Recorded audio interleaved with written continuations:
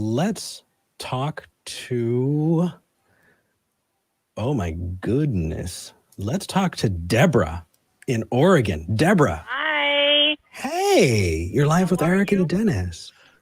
Hello. Hi. Hey, what did you want to talk about? I have to say, I got to give, I'm kind of in a quandary, and I'm really all about educating myself, so I really wanted to, actually, Ethan and Jenna encouraged me to call in and talk to you about the kind of crisis I find myself in right now.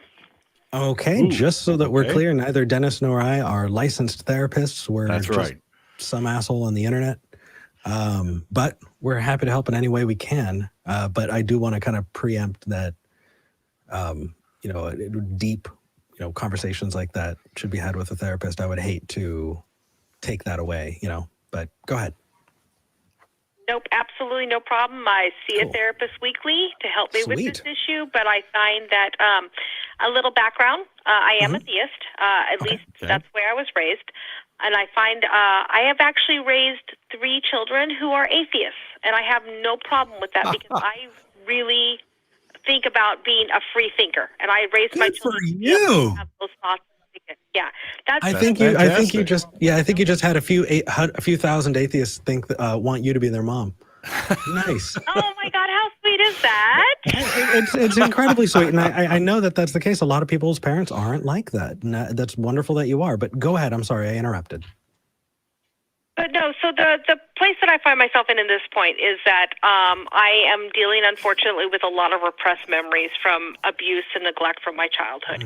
And I have found myself to go from, I absolutely believe in God, and I believe that there's an ever after, and I'm going to see my loved ones again, to a place of how can there be a God when that kind of crap was allowed to happen to little girls? I stepped in, and it was my job as a big sister. I took a lot of abuse from my younger sister, and that was my job.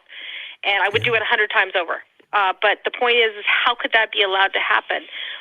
Everything they teach you everything happens for a reason. Okay, did I have to endure that kind of suffering to be the type of person that I am today? I don't think so. I think that I would have been an awesome human being either way.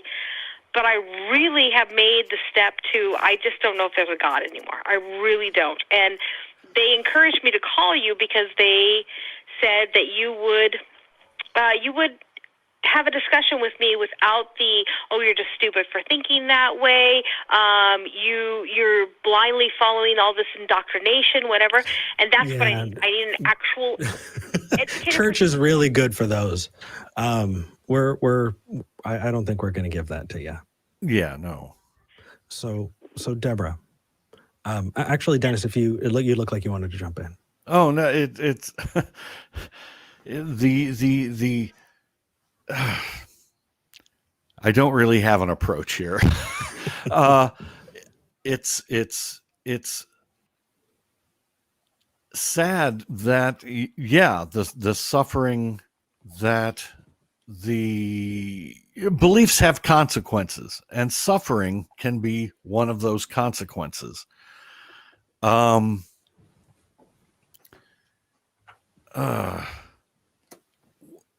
worry. Yeah, right? It's a little complicated, huh? Yeah, well, the thing is, it's like the Christians, the religion will tell you that the reason they're suffering is kind of ultimately to essentially to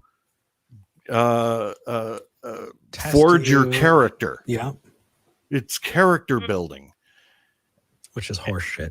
And we just go, well, why doesn't the God build us with pre-built character? We don't have to actually go through the suffering. Yeah, it's the problem of evil, and it is. I've got a couple things that I think might help. Okay. So we live in a universe that is not just. There's not a cosmic equation that balances out. And I think that is incredibly comforting when you think of all of the horrible people who did horrible things, who never saw justice. I mean, I understand that there's a want for there to be justice so bad that we create this idea that there's a hell that they're going to suffer in. and when we see people go who are wonderful, who are wonderful in our lives, we think, well, they deserve this heaven. These concepts definitely feel right. Yeah.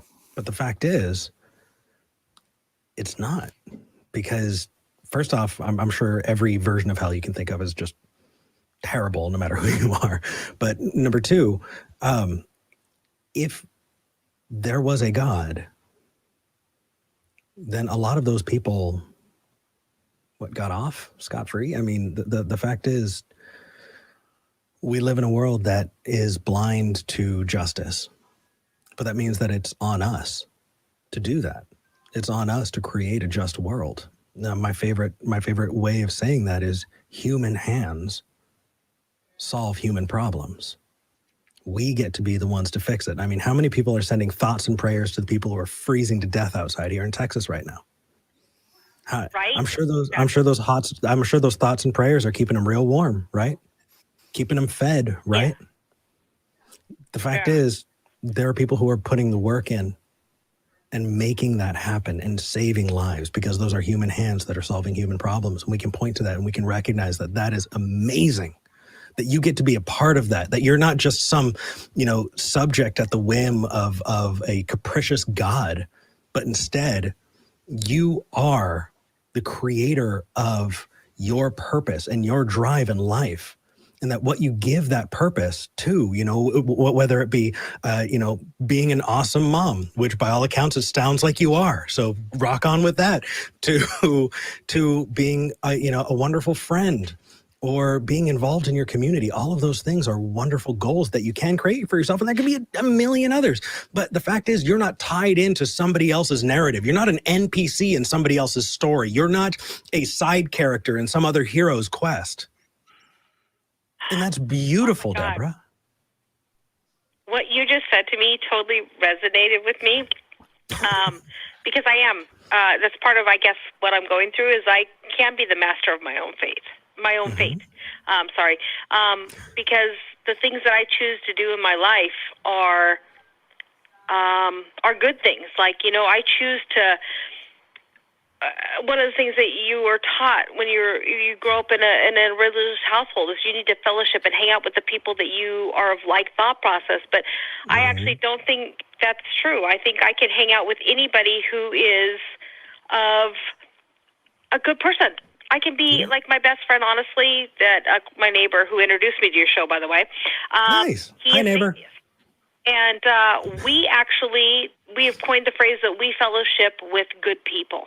We don't, being there you go. an atheist or a theist doesn't come into it. We just want to be all about being good people. And I think you just helped me jump over a huge hurdle, because my fate is my own. Surround yourself with good people. Yeah. Yes, sir.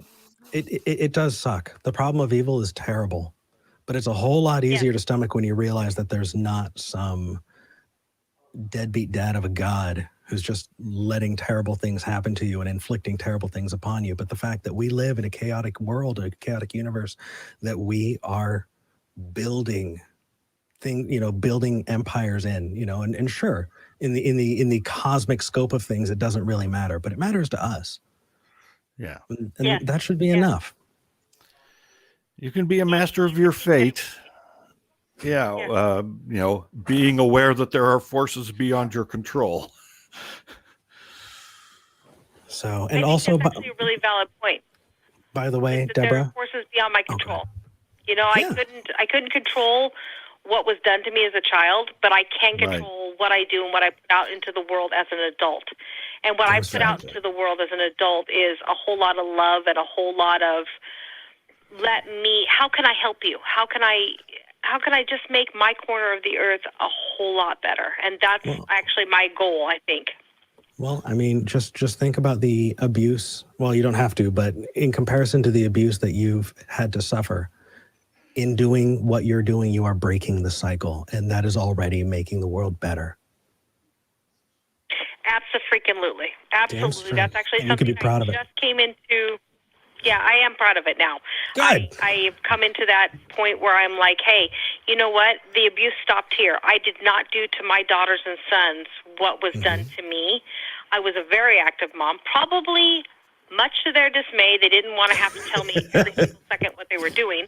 But you know what? I raised them to be able to be free in their thought process. I never indoctrinated them. I never did any of that because it was so painful for me and so hard for me to accept once I became an adult. So I think you're absolutely right. I did break the cycle. I made a huge difference in the way I raised my children. And one of my children, my daughter, is a teacher. And she Excellent. many young lives, you know, and it's amazing to me that amazing human being came from me. And it's totally a different raising. And I appreciate you saying that I broke the cycle. That actually gave me a little heartbeat where I was like, hey, you know what? Somebody just said what I've been thinking. Good. I appreciate that. Yeah. Good. Some parents try to force children into being versions of themselves. And no, it's really about discovering the people they are. Yeah. Yes. 100%, because I don't want my children to be a version of Deborah. I want them to be themselves. I want them to be the strong, wonderful human beings that they are. It sounds like you're doing a great job, Deborah. Whether or not you ever stop calling yourself a theist, you are a humanist. And we're so glad that you are. Thank you. Oh, my God. You just, made my day right there for saying that. But well, you thank are. you so much. That's it. You're getting love rings from the crew. You're getting lots of love in the chat. We're grateful that you called. So Deborah, have a wonderful rest of your day. I'm actually grateful that you took my call and were able to discuss with me and give me something to think on. And that is what the main thing of this was, that I could have something to think on, something I could actually run around in my mind and not just be led blindly. And that is something that I can't be led blindly anymore because I'm going to be me, and that's that. Good. It sounds like you're a kind of person that we want to have in the world. So we're going to move on to the next call. But Deborah, take care. Thank you for calling. Thank you. Absolutely. Good Take luck. care of yourselves. Have a good day. I liked that call. That was nice. That was a nice call. So can you believe it's already 2/3 of the way through the episode? Whew. I know. It goes fast. All right. It does. I do need to thank our top 5 keeps me on my patrons. toes. Yeah. It's you never know what's coming up next, and it's fantastic. Yeah. So I want to thank our top 5 patrons because, we've got a lot of other patrons, and I just want to say we love you. We need to find a way to find out whether or not we can, start thanking you all by name as well. I just don't want to dox anybody. And so I do have permission to say thank you to Eric Tweet, Desert Heathen, Bethany P, Ward Knipling, and Balaam's Donkey. And also as a I know this is 6, but V loves to also thank Dingleberry Jackson.